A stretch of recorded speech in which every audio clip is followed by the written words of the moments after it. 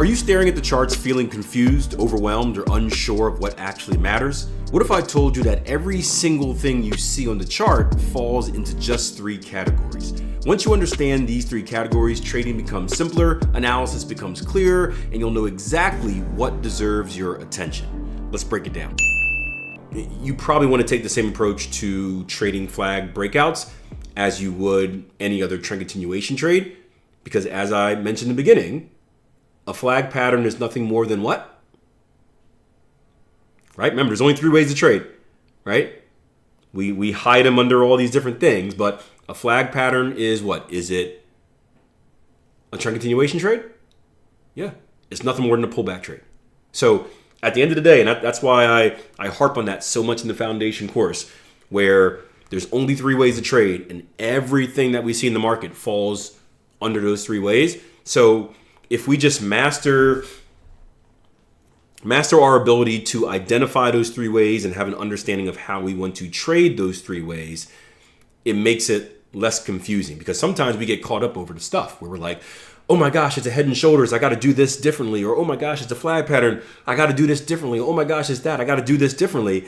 And the answer is like, no, you don't. It's just a continuation trade in a different form. That's all it is. So how would you trade a continuation trade? Well, Keel, I would take a Fibonacci extension from the swing low to swing high and project a 127 extension. We'll do the same thing here. It's no different. It just has a fancy name.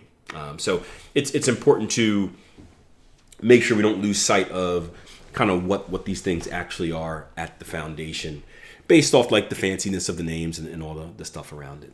So I would treat it like that. How do you trade continuation trades? Boom, it's very similar. Ooh, this would be a good example. So if price breaks and closes above the top of the pole, and I'm assuming let's assume we're not taking that into account. We're projecting to move higher, right? And then price pulls back. Where do my stops go? Is that the question? All right. So let's put that to the side for now, and I want to ask you guys a question. So if price action were doing this, and let's say I'm a pullback trader, and I'm looking to catch this retracement, let's say I have 3-bar reversal. Is that cool? Or a higher high, higher close entry? That works? Yeah, that works. We'll use that for example. Okay. I have a higher high, higher close entry. How do I place my stops for this type of trade? For this pullback trade? Or how would you guys place your stops? Because there's different ways to do it, obviously. But how would you guys place your stop? There we go. ATR below the signal candle. So let's say this looks something like this. So many of you guys are saying 1 ATR below here, below this candle, right? That's what I was looking for, Beverly. It's a little bit more details, yep.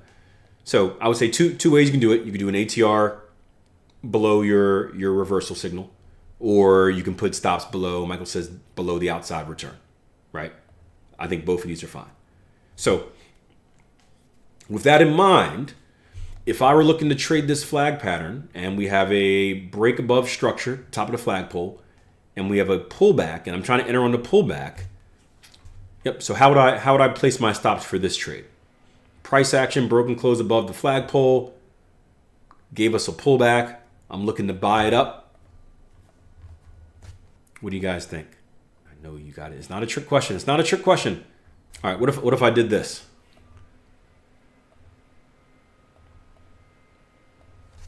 Yeah, it's the same thing, guys.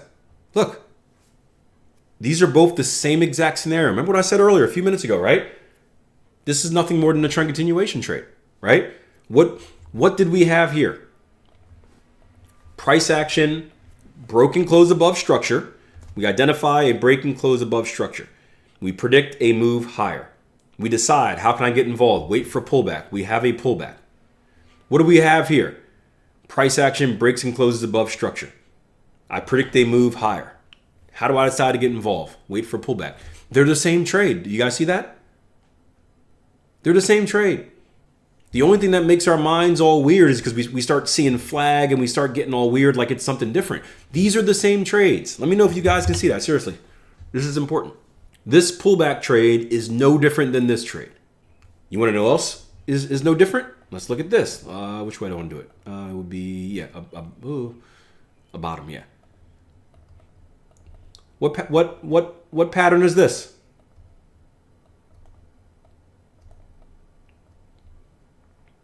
This is a head and shoulders, right? If I wanted to trade a head and shoulders, how would I place stops? Wait a minute. This is the same thing. It's a pullback trade, right? Violation of structure. Pullback. Same thing. I can do it at ATR below. I can do it below the outside return. It's the same process, guys. These, again, foundation course 2. There's only 3 ways to trade, or maybe it's foundation course 1. I forgot one of them. There's only 3 ways to trade. Like, so when you guys are looking at a chart, I don't want you getting too obsessed with the fancy stuff. Yes, there could be very particular ways you decide to trade flags or head and shoulders, but at the end of the day, I want you to see that these are all the same things. They're all pullback trades. So when you ask yourself, how do I trade them? Where you should go is the section in your trading plan. So, okay, well, how do I trade pullback trades? Well, I wait for price action to pull back in the structure. I look for RSI to do this. I look for this. I stops go there, right? You can take the same approach to all 3 of them.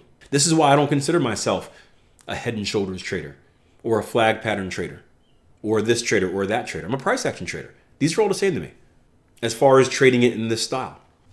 Now, again, can you have unique ways you want to trade them? Some people like, hey, I trade head and shoulders at the right shoulder because of this and this and this.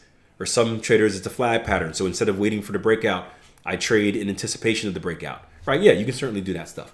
But as far as like waiting for it to violate structure and then pull back, right? All those are going to be exactly the same. So yeah, I would, the same way you would trade a regular pullback trade, the same way you would approach this flag pattern if you're looking for a pullback entry into the flag pattern, the same way you would approach this head and shoulders if you're looking for a pullback entry into the head and shoulders. Stuart's like, it's like you finally see the matrix for what it is. Yes, I've ruined your life. If you found this video helpful and you're ready to take your trading education to the next level, be sure to check out our upcoming Freedom Trader 2-day online trading workshop. It's designed to help you put all the pieces together and build a clear, organized approach to the markets. And if you're watching this after the workshop has already happened, then just make sure you're subscribed. We do a few workshops a year. I always promote them here on the channel. So just keep an eye on these videos and you won't miss the next one. Thank you for watching, and I'll see you guys on the next video.